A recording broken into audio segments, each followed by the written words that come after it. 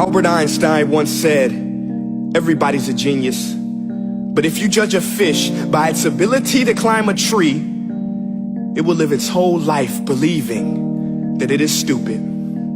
Ladies and gentlemen of the jury, today on trial we have modern day schooling. Glad you could come. Not only does he make fish climb trees, but also makes them climb down and do a 10-mile run. Tell me, school, are you proud of the things you've done? Turning millions of people into robots, do you find that fun? Do you realize how many kids relate to that fish swimming upstream in class, never finding their gifts, thinking they are stupid, believing they are useless? Well, the time has come, no more excuses. I call school to the stand and accuse him of killing creativity, individuality, and being intellectually abusive. He's an ancient institution that has outlived his usage. So, Your Honor, this concludes my opening statement, and if I may present the evidence of my case, I will prove it. Proceed. Exhibit A. Here's a modern day phone. Recognize it? Here's a phone from 150 years ago. Big difference, right? Stay with me. Here's a car from today, and here's a car from 150 years ago. Big difference, right? Well, get this. Here's a classroom of today, and here's a class we used 150 years ago. Now, ain't that a shame? In literally more than a century, nothing has changed. Yet you claim to prepare students for the future? But with evidence like that, I must ask, do you prepare students for the future or the past? I did a background check on you and let the record show that you were made to train people to work in factories, which explains why you put students in straight rows, nice and neat, tell them sit still, raise your hand if you want to speak, give them a short break to eat, and for 8 hours a day tell them what to think. Oh, and make them compete to get an A letter which determines product quality, hence grade A of meat.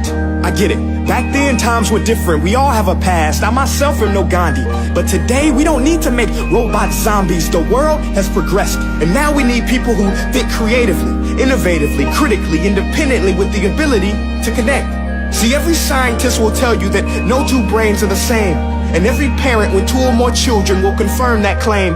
So please explain why you treat students like cookie cutter frames or snapback hats, giving them this one-size-fits-all crap. Watch your language. Sorry, Your Honor, but if a doctor prescribed the exact same medicine to all of his patients, the results will be tragic. So many people will get sick, yet when it comes to school, this is exactly what happens. This educational malpractice, where one teacher stands in front of 20 kids, each one having different strengths, different needs, different gifts, different dreams, and you teach the same thing the same way?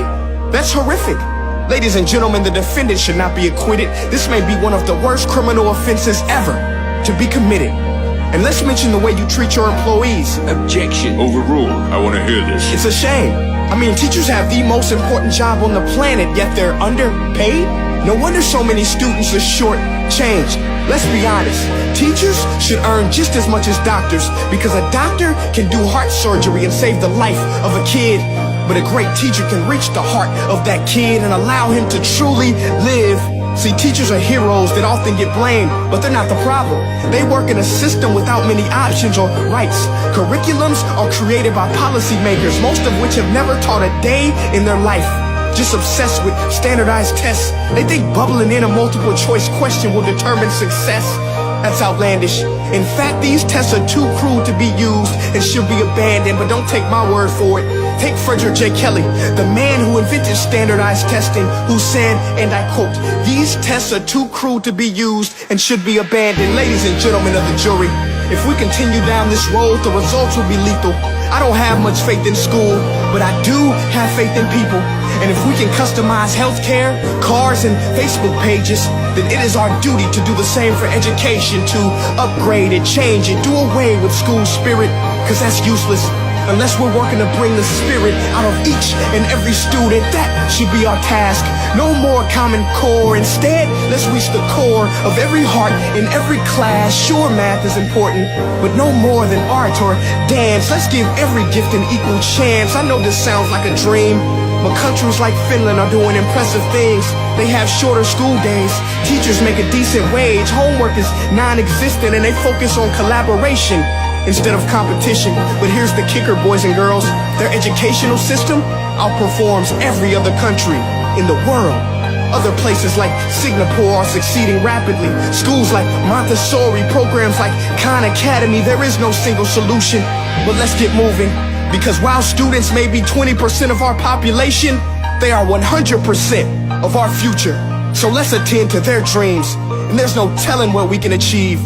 This is a world in which I believe, a world where fish are no longer forced to climb trees. I'll rest my case.